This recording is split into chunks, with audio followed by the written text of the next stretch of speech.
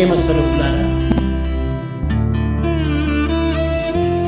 ఈ ఉగాది పండుగ రోజు తెల్లవారి లేచిన తక్షణమే on this Ugadi day, the moment you get up, Ugadi పచ్చడి అని తింటారు. you prepare that Ugadi chutney. ఏమిటి ఈ chutney? What is this chutney?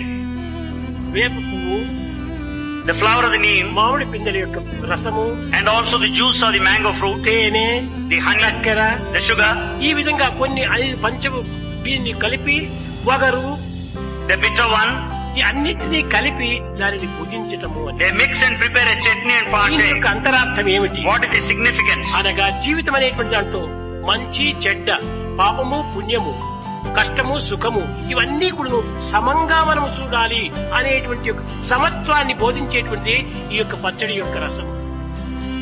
The Samatva equality is taught. That principle is contained in this Ugadi preparations specially made.